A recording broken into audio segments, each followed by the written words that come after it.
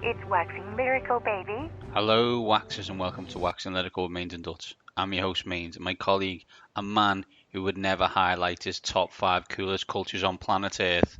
It's Mr. Neil Dutton. How are we, Neil? No, I certainly would not, as the racial undertones, in fact, overtones, are airspace I don't wish to be flying in. For those who are unaware, one of the worst gingers on the planet, Mick Hucknall, and when I say one of, I probably mean the one, has put that on Twitter today. Random, you say? Yeah, but Yes, you know, it of is. course, yeah. African Americans, they invented cool. Working class British musicians, Jamaicans, Jewish Americans, flamenco gypsies. Probably a long way down on the coolest people are obnoxious redheads, Of which a founding member. he is absolutely numero uno. What a Absolutely shame. numero uno.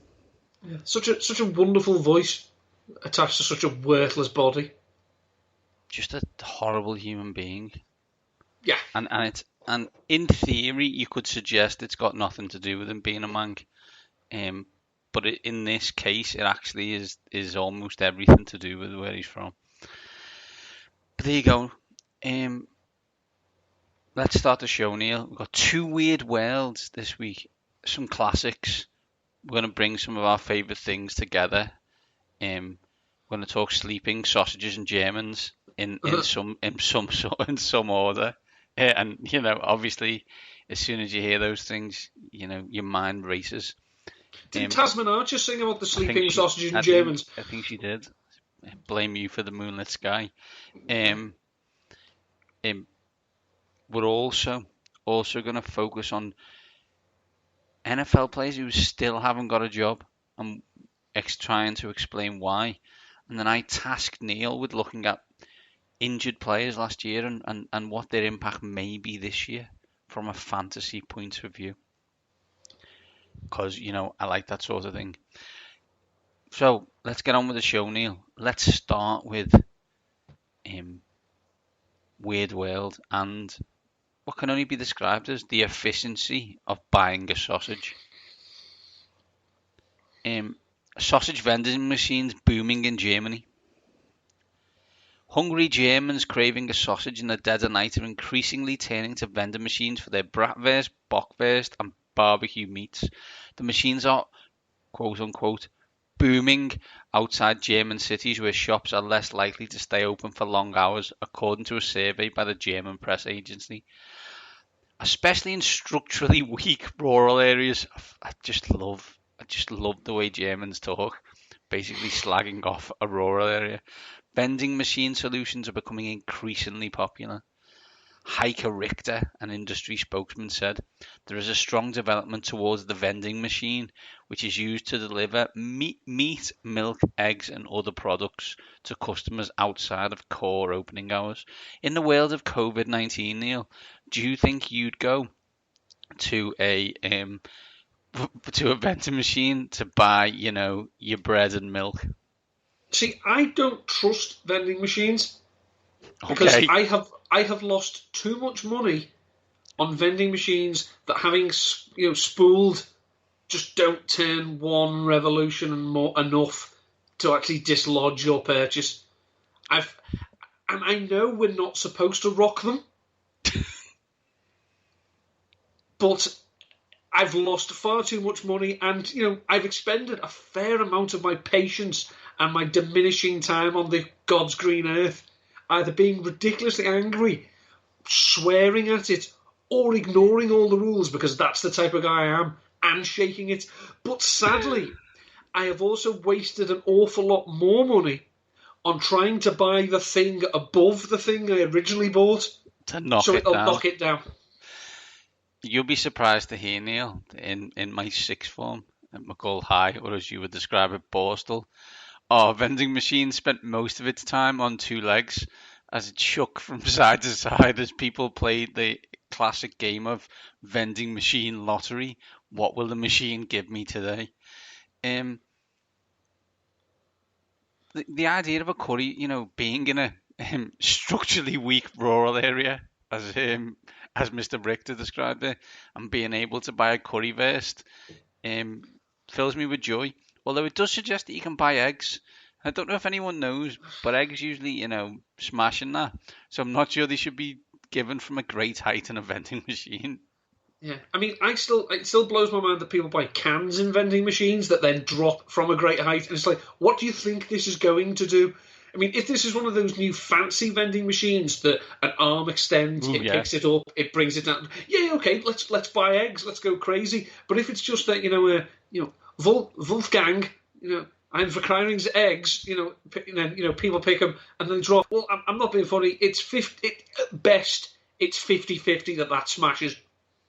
I think the thing I've got on final thing on a vending machine is most vending machines you see now still require cash, and I haven't had cash in my pocket with any other than accident since about 2015. So therefore, they are not receiving any of my purchase. See, I actually have £3.95 stuck in my wallet, and I must have had that for bordering on 2 months now because I have nowhere to spend it. Exactly right. Because even when I do go to the shops, they are encouraging, to use self-scan. And so even the self-scans, it's all contactless. So I am a couple of, hot days away from these coins literally burning a hole in my pocket. It's the classic. I couldn't give them away. Let's move on to the next story, Neil, which I believe, knowing us, is right up our street and may allow us to change our jobs. You can now get paid £60 an hour to sleep at home as a company searches for professional bed testers. A luxury homeware is searching for a professional bed tester, and the lucky applicant will be able to work from home. If you're the type of person who takes great pleasure in snoozing your alarm clock and spending the day napping, we have great news for you. You can now become a professional bed tester from the comfort of your own home. Luxury homeware company Olivia's is searching for what they call, wait for it, a comfort connoisseur to test their range of beds, and the lucky candidate will get paid £60 an hour. Neil, you've got 30 seconds to explain why you are the perfect man for this role.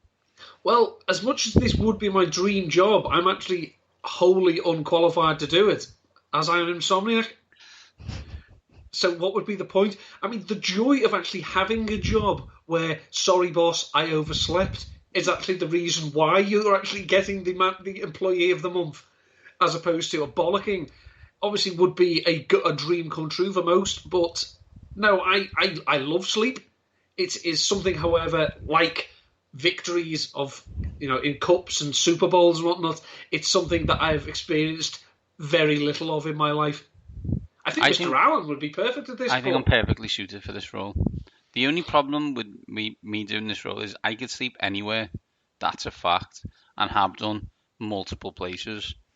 And therefore, I don't think I'm perfectly suited, because they probably want someone who struggles to sleep in bad places because they want to know something's comfortable. Whereas I would just sleep on this table. I could sleep here right now, and that would be fine. A friend of my dad's a few years ago had worked. He worked nights, and he'd done his 2 on and was just embarking on his 2 off. He slept for 28 hours. That sounds amazing. His wife changed the bedclothes with him in it. Oh, even better. And he did not wake up. That's awesome. Now, that sounds incredible. I doff my cap to him. But, and this is especially prevalent as we are approaching maybe another spell of hot weather, his breath when he woke up must have been nuclear. Oh, there's a 4-minute teeth brushing followed by a 3-minute swirl of Listerine in that man's future. Yeah, that's a cup of coffee, a bowl of cornflakes, and a pint of mouthwash. If you've got any weird word stories that you'd like to share, please send them to us. Neil is at Ndulton13. I am at Mandy7, and combined we are at waxing_lyrical. Neil, let's get on with the NFL. Talk about all free agents. So Neil, we were talking this week and we were thinking, considering we're now in May and free agency started March, who are the free agents who are available? Why are they still available? And do we have likely landing spots for them? So let's go through the list and talk them through. So first one on the list is everybody's favourite fashion guru and former MVP Cam Newton. I guess the main reason, in my opinion, that he's not with a team is injuries. Teams aren't able to do the necessary medical checks to find out if he's healthy. 2 seasons, ankle and a shoulder injury later is concerning. Also, Spotrac see his value at around $15 million a year, which for teams who are looking for a backup quarterback, they are absolutely not paying. No, as you say, he has been injury ravaged, really, for the last season and a half. 2018, when the Panthers were 6-2, he was playing as well as he ever had. He meshed with North Turner. The Panthers' offense was looking good. But anyone who watched All or Nothing about that season knows that he was in considerable pain. He gutted it out, despite looking worse and worse with each passing week. He got healthy, they say, during the off-season. And then the 2019 season, he suffered more injuries. So I think whereas people are prepared to accept the medical opinion of people they've never met, in general terms, when it comes to investing in a quarterback, you want to put your own hands on him. And, you want to see, can he throw without pain? Can he run? Can he take a hit? The problem with, I respect the work of Spotrac, obviously, and, they do a good job of their market value algorithm. I think all we've read is there are teams who have discussed bringing in Cam Newton, but we've not read anything about teams that have discussed it with Cam Newton. So we don't know, what is he asking for? We're assuming he'd want to be paid well, which, given the time, as you say, free agency started 2 months ago, teams do not have $15 million burning a hole in their pocket for a backup quarterback. There are a couple of teams, actually, when we think about it. So if it's a case of money, well, the obvious team, that is in dire need of a quarterback, in our opinion, is the New England Patriots. Yeah, they don't have the cap space. I was going to say that, and they're nowhere near the cap mark, are they? But you wonder from a Cam point of view, if you use the Patriots as an example, do you go there for 1 year? I don't know, $3 or $4 million. I'm not sure he needs the cash. I mean, I don't know these people's bank balances, so but he has earned a lot of money over his career. You'd hope he's done well with it to prove that you're still a good player. The problem is with that is that deal may be on the table from a number of clubs, but he has to have his medical first, and they can't get him in for his medical at this moment. Now, in 2 months' time, maybe they'll be able to do so, but at the moment they can't. The question is, as well, if you're bringing him in to be a backup, what type of relationship do you have with your starter? Is he safe as a starter, or are you bringing in a competition element? But I mean, I saw one person say the Steelers. I personally don't want to be a part of any offense or any offensive meeting room that has Ben Roethlisberger and Cam Newton in it. That's a special kind of situation. For me, I look now and think Cam Newton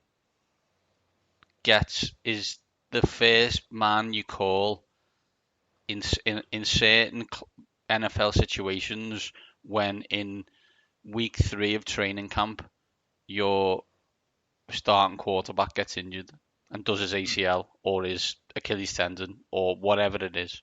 Yeah, and there's only a handful of teams I think would even consider him. I think there'll be other players on the emergency list because obviously he's not an ideal fit. I would think in most offenses you'd have to bring him in knowing that he could operate the scheme that you are running. I just think it is telling that the coach he's been tied to for his entire NFL career traded a 5th-round pick for the quarterback last year who was bloody awful and was previously Cam Newton's backup while Newton was available. I think I think we're talking Ron Rivera, obviously, and we're talking Washington. Um, and you've mentioned there's a baggage situation if you bring Cam Newton in. I don't think you bring Cam Newton in to back up Dwayne Haskins. That's not going to happen. So that's a business decision at that point. There is, of course, it's conceivable he sits out the entire season. And then, it's conceivable that a lot of the NFL sits out the whole season, but yeah, no, you're absolutely right. And if he does sit out the entire season and get healthy, then because we haven't seen it, he has a bit more the mystifying effect, and maybe other teams will think, "Oh, we could take a chance on him now." I don't know. It's as you say. It also gets a year healthier. Like it's a year healthier, but I think no one remembers how bad the last few years in Tampa Bay were for John Gruden. They just saw that he was okay on ESPN and thought he'd make an amazing job, and here's $10 million a year. Yeah. Next person, Neil, Jadeveon Clowney. I guess main reason for me is a production over value conversation. There's an idea of what Jadeveon Clowney should be, and then there's actually what Jadeveon Clowney does 75% of the time, which is a little bit underwhelming considering he wants, again, somewhere in the region of $15 million a year. He wants Aaron Donald money, but despite playing at a position where you would expect him to get the production that Donald does on the inside, he's not a great pass rusher. He's a very good run defender. He commits a lot of penalties. And in a contract year, for the Seahawks last year, he had 3 sacks. And you want to be paid, you want to reset the market. No. Terribly sorry. No. I think the main reason he is still on the market is purely financial, because his value of his own game is far higher than every NFL team's has. I think it's interesting, as you say, that he was with Seattle, and Seattle have shown that they can be loyal to people who've helped them, and they didn't immediately re-sign him. I think he's a very good player, but I don't think he is a game-changing player who should get $15 million a year on the defensive line in a cap world, when if you're Seattle, correct me if I'm wrong, Neil, you're paying your starting quarterback $34 million this year. So therefore, to hand off. Yeah, well, there's that as well. But I just don't see the Clowney situation there. I think they'd want him back. I think there's 25 teams who want Jadeveon Clowney, 26 teams, but no, there's just no one who wants to pay $15 million. If it's 7, it may become 10 teams. If it's, do you know what I mean? It just don't work. He's a strange player, because when he entered the NFL, people thought he was going to be dominant, and he never really, in terms of pass rushing, and he never was. No. But it doesn't mean he wasn't good. He just wasn't what we expect. He was actually a very different player in the NFL, or he's been a very different player in the NFL than we expected him to be when we saw him at South Carolina. I just think that if you take a defensive end / outside linebacker, obviously he's more of a defensive end, first overall, you're bringing him in to sack quarterbacks, and he hasn't done that consistently enough. And I'm terribly sorry, but I think there is a growing movement among NFL front offices that we don't give a stuff if you can stop the run, as we can manufacture run stopping to an extent. Yeah, but absolutely. Look at me, you can't run on me. Yeah, but you've missed the quarterback again. While you were occupying double teams. That's great. But and we don't know that because we don't track that. But we have seen other pass rushers, especially in contract years, at least break double-digit sacks and get paid off it, and he didn't. Agreed, Neil. Next guy on the list, Everson Griffin, who decided to bet on himself by turning down a 3-year deal with the Minnesota Vikings to head to free agency. It sounds like he wants somewhere in the region of $15 million plus a year. That's a lot of money again. He's had, I think, 56 sacks over the last 3 years or 4 years, which is really good market value. I don't like talking about mental health concerns in regards to this type of situation, but he has battled with certain medical situations in terms of drink.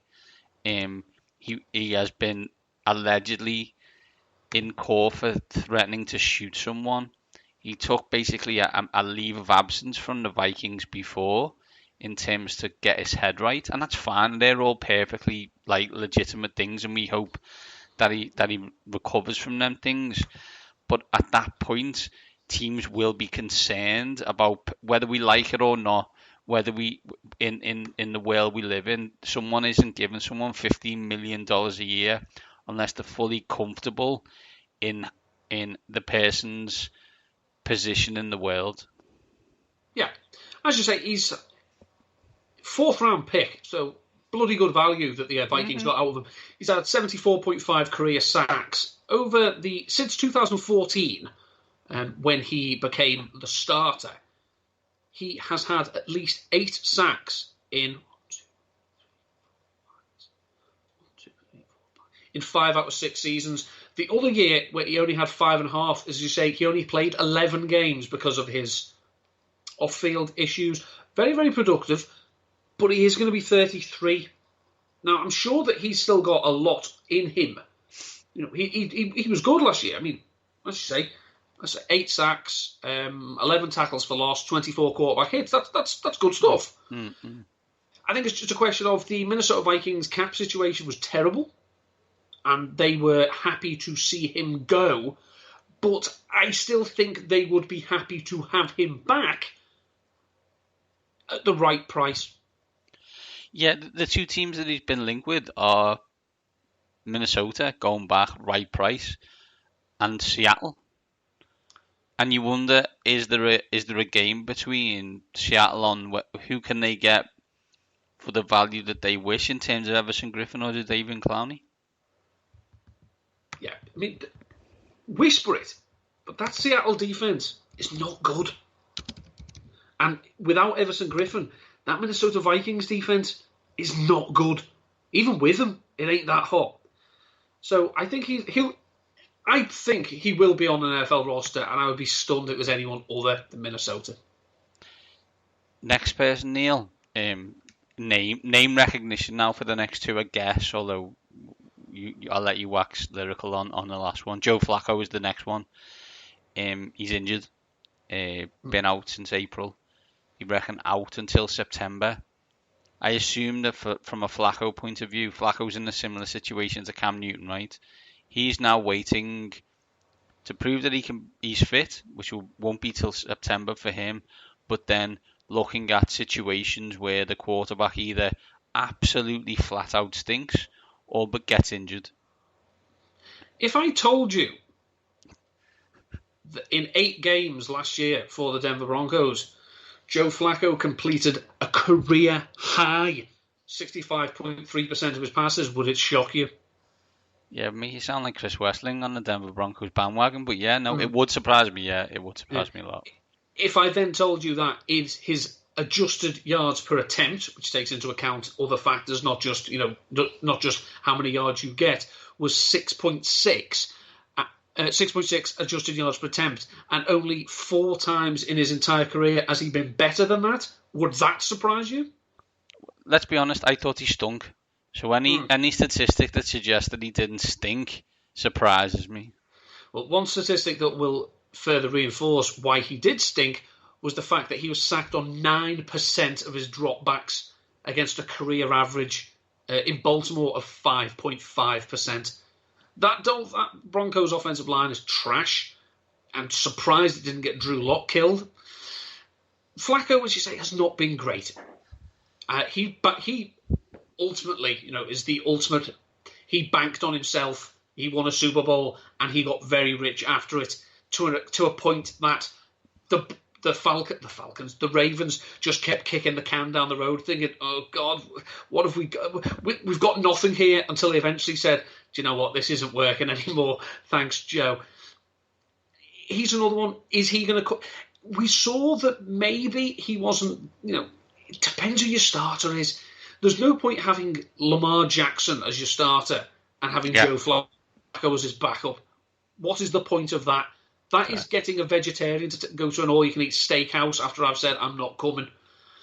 So if you've got a passing game that you like, basically you like your quarterback to be a passer first, foremost, and end of it, and not an athlete like Lamar, then could he come in? Could he win you 2 out of 3 games if he had to play?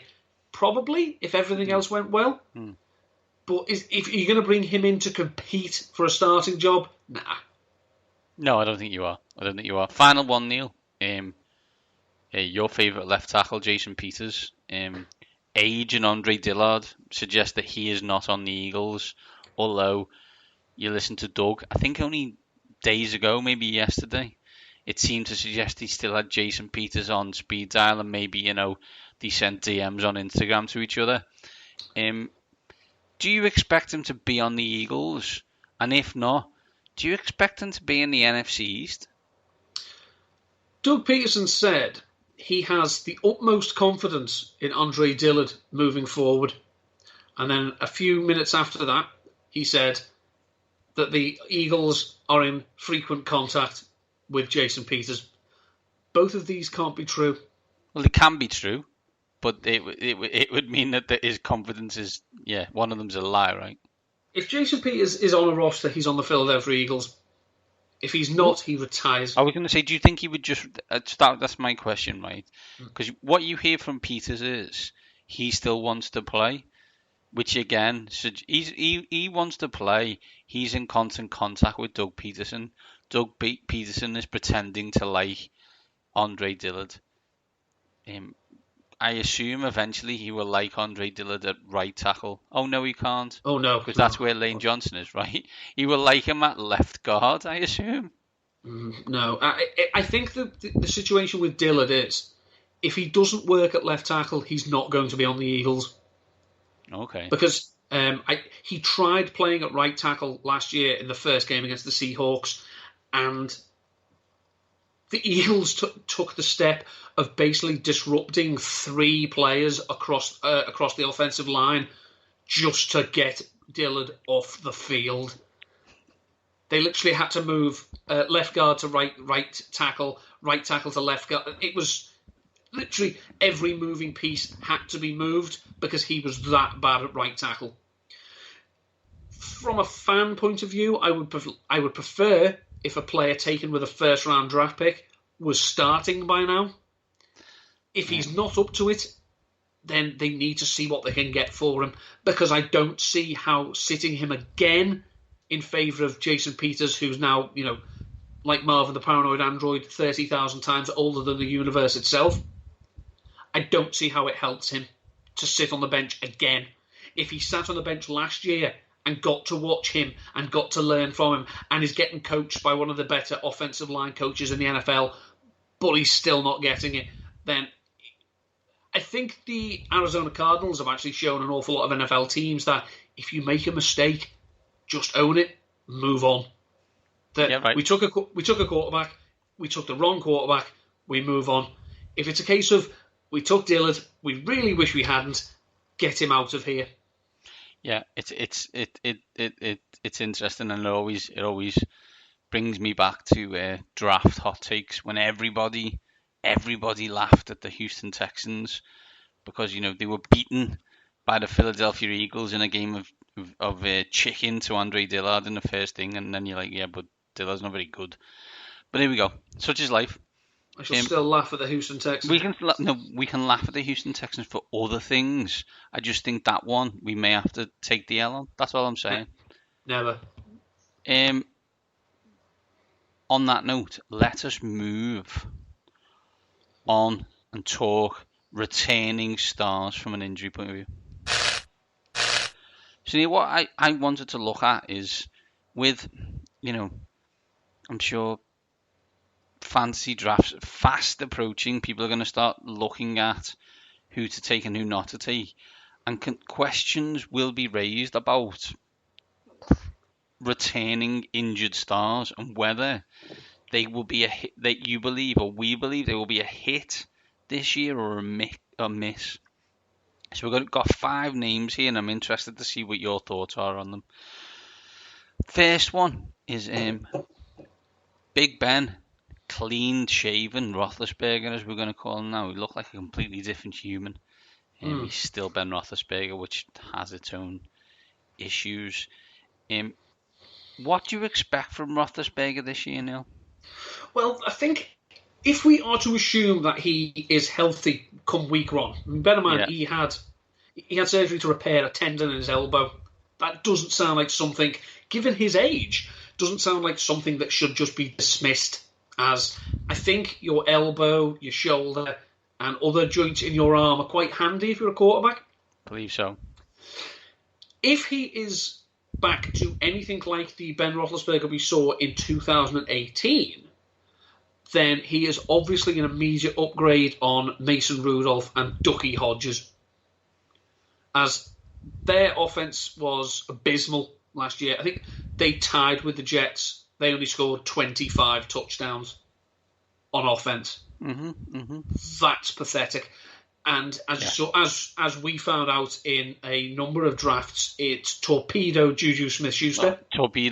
That torpedoed my fantasy season last year. If he is back, as I say, then we know that Roethlisberger does have this chemistry with Juju, and Juju is playing in a contract year. The contract year is undefeated.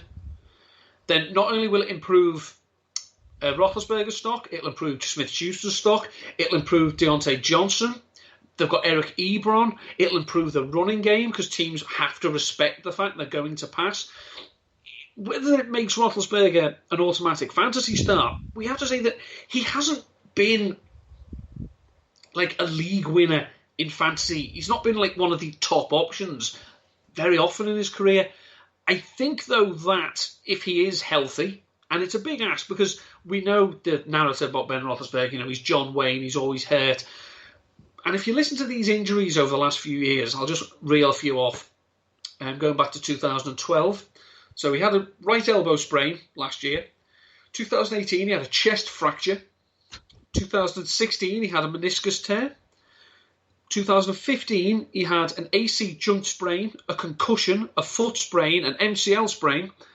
2013, finger sprain.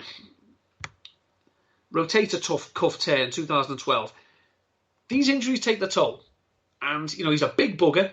He is the overwhelming favourite to be the first quarterback to weigh 400 pounds within 6 minutes of retiring. I think he will help other people in the Steelers' offense be fantasy relevant. He will have weeks where he will be himself, but I'd be stunned if we're looking at him in the same pantheon as your Jackson, your Mahomes, your Watsons. At the moment, on Fantasy Pros consensus projections, he's 16th. 228 fantasy points. So if you put it into things of who at the moment people, that's less than Gardner Minshew, that's less than Kirk Cousins, that's less than Joe Burrow, that's less than Jared Goff, that's less than Daniel Jones. That is your second quarterback taken type of situation. In that situation, would you take him, Neil? As a second quarterback, yes. I mean, if you're playing in 2 quarterback leagues, Superflex, as a second quarterback, he's ideal because we've seen with Roethlisberger when he has big games, they are big games. He can go absolutely bonkers on a team, and throw 4 or 5 touchdowns, whatnot. It's just that every week, it's the volatility that scares me with Roethlisberger.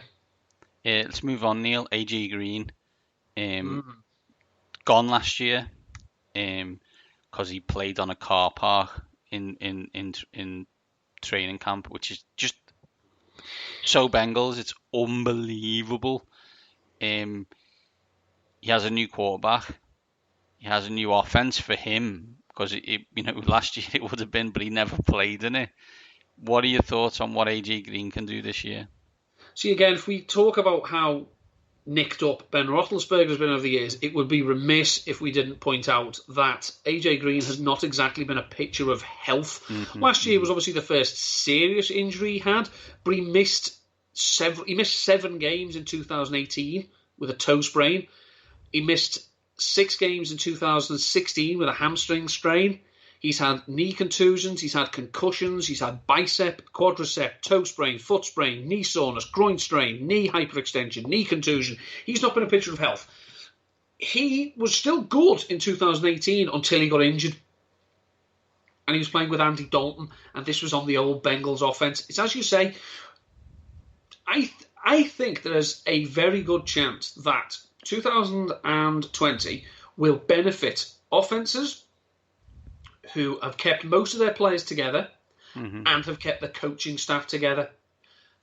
That, however, infers that if just because you're a wide receiver and you were technically on the team last year, you were on the team but not of the team. As I say, Joe Burrow has not developed a chemistry with AJ Green.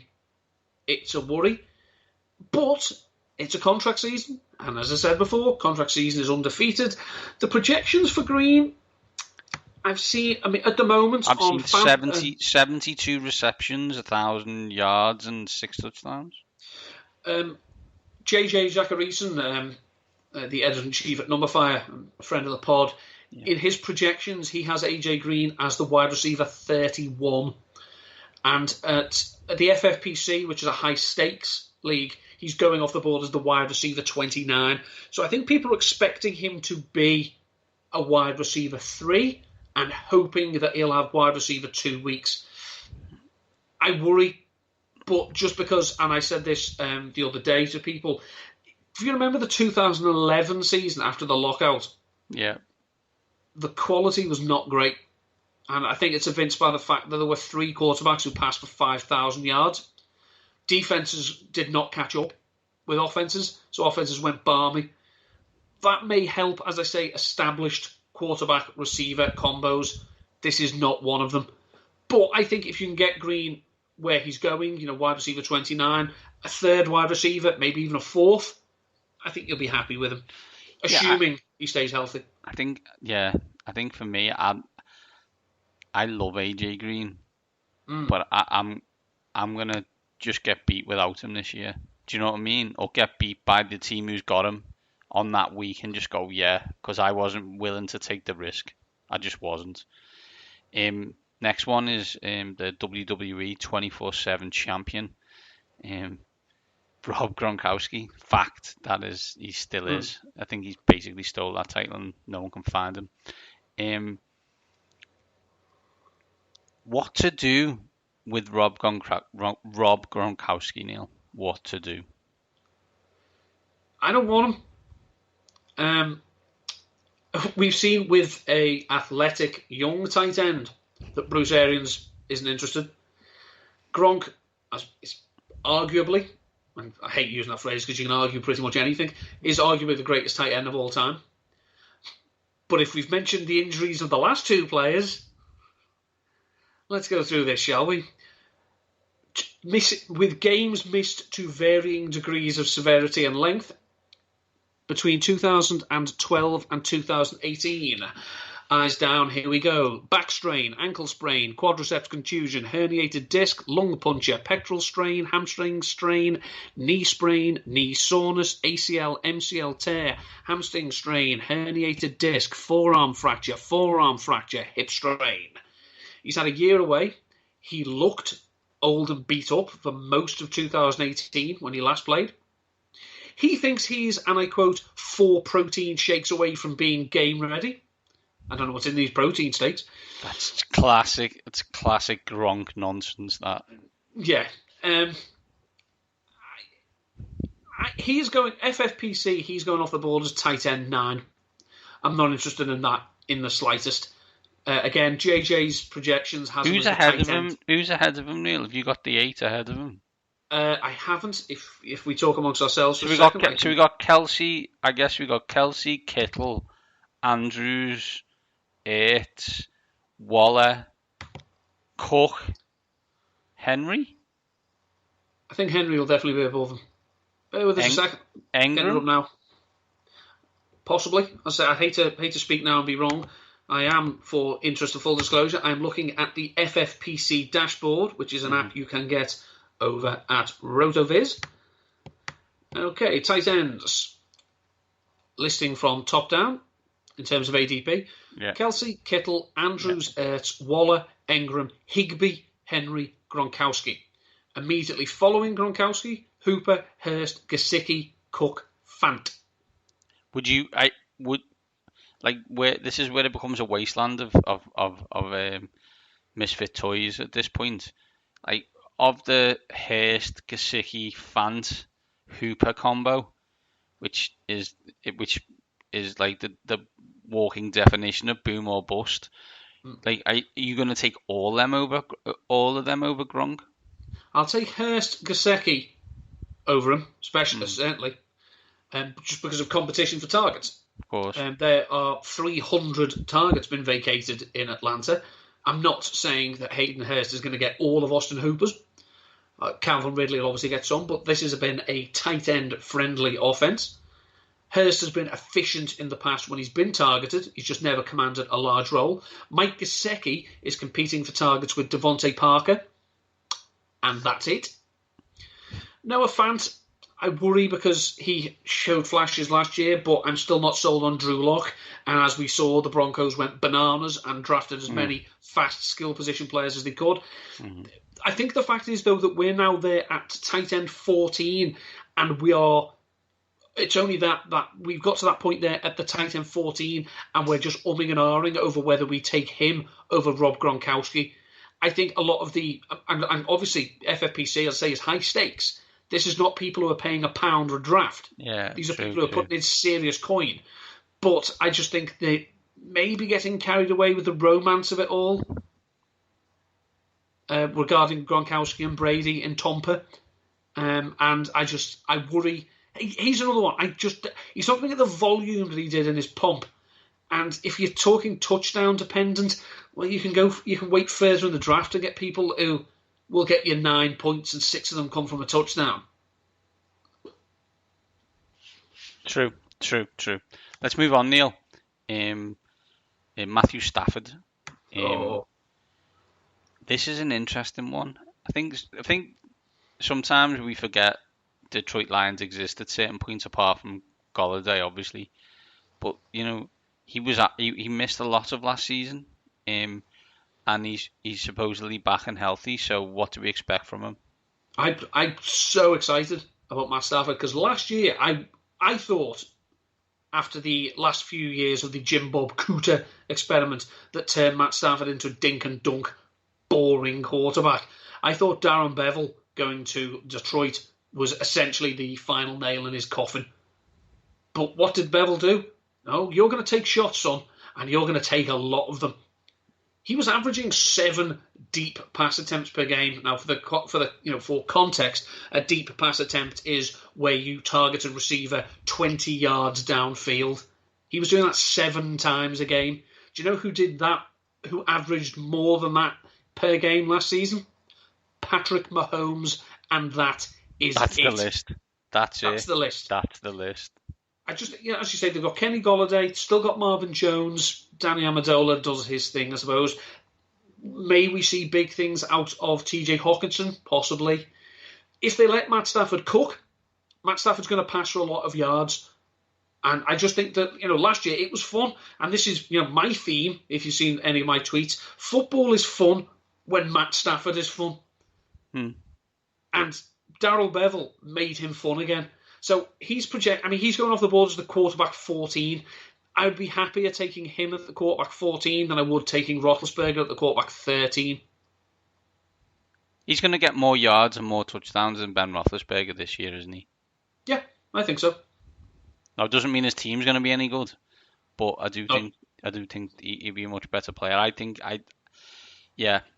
For a man who's got Kenny Golladay in his dynasty league with you, Neil, Matt Stafford being back in the hunt is good news for me. Make football fun again. Yeah. Final one, Neil. Final bit. Todd Gurley. What do we expect to happen in his return to Georgia with the Atlanta Falcons? I expect he's not going to really be scrapping for touches. Bear in mind who else they've got at running back. I mean, Brian Hill, really? Ito Smith, okay. Quadre Ollison, what? You're a generator player on Madden. You're going to say you just made that name up. Now, Gurley, for as much abuse, stick, jip as he's got, if you actually look in terms of his overall health, in terms of like missing games, he hasn't done it a great deal. He missed one game in 2019. He missed 2 games in 2018. He missed 1 in 2015. But granted, in the preseason, he has suffered, as we know, with knee problems because of ACL tears that he suffered in college and has an arthritic condition. He wasn't great last year. He had set the bar for himself very, very high. He wasn't helped by the fact that the Rams just would not tell the truth about him. And now he finds himself in a situation of a team that the defense is not very good. They're going to be in shootouts. They're playing in the same division as Drew Brees, Tom Brady, Matt Ryan, vastly underrated quarterback, a lot of vacated targets, and we know that Gurley is an excellent pass catcher. He will make fantasy noise on the volume alone. Is he going to lead the league in rushing? No. Is he going to lead the Falcons in backfield touches? Yes, undoubtedly. He's going off the board running back 15 at the moment. JJ's projections have him at running back 12. If you can get... I'm still not comfortable taking him in the first round. Not a chance in hell. High in the second? No. Late in the second? Early in the third? As maybe my second running back? Or my first running back after I've got 2 stud wide receivers? I might be interested, but I would have to see what else was there. I don't think he's going to disappear this year, because I just think there are going to be that many opportunities for him. But speaking as, a knee sufferer, I don't really want... I'm asking my fantasy team to trust people who have similar health problems to me. That's an issue. That's a fantasy world I don't want to learn. That's an issue. Gurley's an interesting one, isn't he? I apparently think running back's a crapshoot, right? I'm not. It's not like a land of misfit toys like tight end, but I always struggle to pick the right one, and it's just one of those situations. And Gurley's, I'm gonna let someone else. He can win the league for someone else. I think same with AJ Green. Like I'd be happy if Big Ben and Matt Stafford were on my team. It would secretly be fun for Gronk to be on in a couple of leagues. In some, it wouldn't bother me, but I would be interested in Gronk. AJ Green and Todd Gurley, I'm probably gonna give them a miss. I think of the two, if he stays at his current price, I wouldn't hate myself if I took AJ Green. I just think at his current price, on the flip side, as you say, I'm prepared to let someone else take Todd Gurley. Yeah, exactly. Well, that's it, Neil. Where can people catch you until we meet again? Till we meet again. On the Twitter at ndutton13. Don't worry, I won't be tweeting out that thing where only people I've mentioned in the tweet can reply to it. Which, thanks for that, Twitter. We didn't ask for this. Give us the edit button, you cowards. This week I've written a piece about Mike Gesicki, why he could be a tight end breakout waiting to happen. Speaking of tight ends, I also wrote something on RotoViz about Chris Herndon, again a tight end that people seem to have forgotten about. Still been polishing off the last few players for the Roto Underworld world famous draft kit. Hopefully that will be available soon. I will obviously tweet out when that becomes available. But yeah, that's it. Staying busy, trying to keep the chin up, as it were. Indeed, I am at Mandy7, looking to do some articles soon, and looking for to talk about one of my favourite players for the Washington Redskins and a Hall of Famer for the touchdown soon.